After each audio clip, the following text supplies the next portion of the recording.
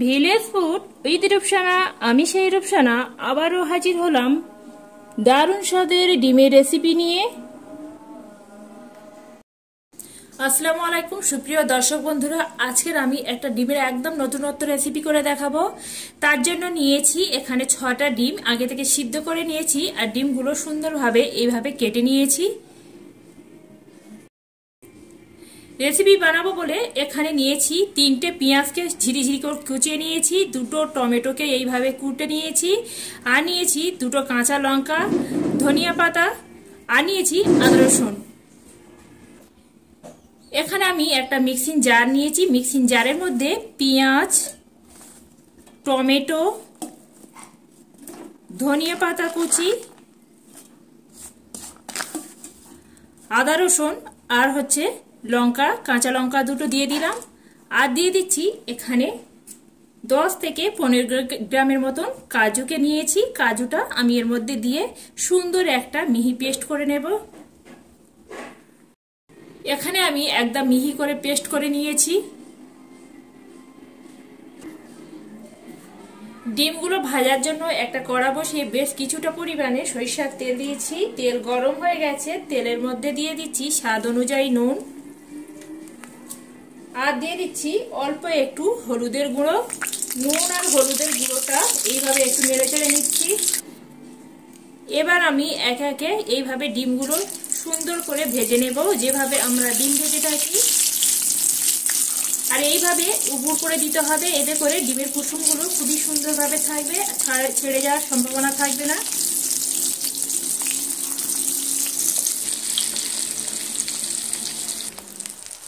এবার আমি এখানে এক পিঠ করে হয়ে গেছে, অপর পিঠটা এইভাবে করে উল্টে দেবে। আর দেখতে পাচ্ছেন বন্ধুরা কত সুন্দর দেখাচ্ছে।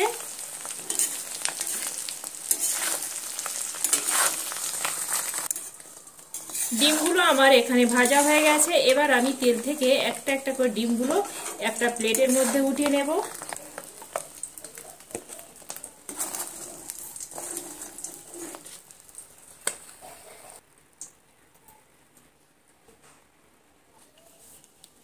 একই তেলের মধ্যে ফোড়নের জন্য দিচ্ছি এখানে 1 চা চামচ কাঁচা জিরা। কাঁচা জিরাটা একটু নেড়েচেড়ে ভেজে নিচ্ছি। কাঁচা জিরেটা একটু নেড়েচেড়ে ভেজে নিলাম। এবার আগে থেকে যে মিহি করা পেস্টটা এবার আমি এই তেলের মধ্যে দিয়ে দেব। এইভাবে এবার আমি নেড়েচেড়ে একদম পানিটা শুকিয়ে নেব, যতক্ষণ না তেলটা ছাড়ছে।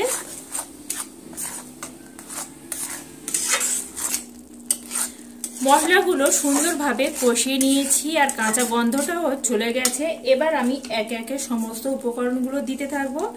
সাথে দিয়েছি স্বাদ অনুযায়ী নুন, 1 চা চামচ হলুদের গুঁড়ো, 1 চা চামচ জিরা আর মরিচের গুঁড়ো, 1/2 চা চামচ লাল কাশ্মীরি লঙ্কার গুঁড়ো। সমস্ত কিছু উপকরণ আমি এখানে অ্যাড করেছি। আরো মিনিট 3 সময় নিয়ে সুন্দর করে কষিয়ে নিতে হবে।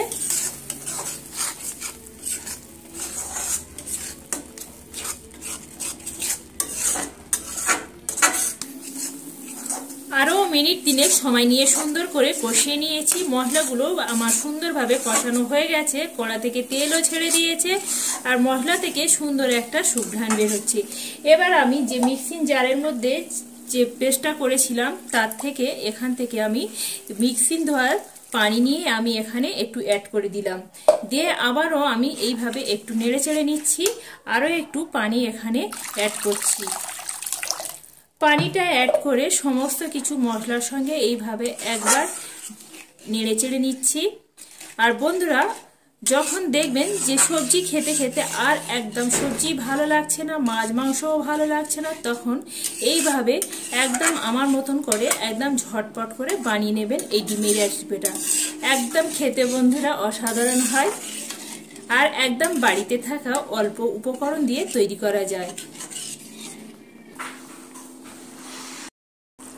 পানিটা দিয়ে আমি 5 মিনিট ধরে ভালো করে ফুটিয়ে নিয়েছি। এবার আমি ভেজে রাখা ডিমগুলো এই ঝোলের মধ্যে দিয়ে দেব। ঝোলের মধ্যে দিয়ে দিলাম। এবার একটু নেড়ে চেড়ে দিচ্ছি, নেড়ে চেড়ে ঢাকা দিয়ে আবার এটা আমি 10 মিনিটের মতন কুক করতে দিচ্ছি।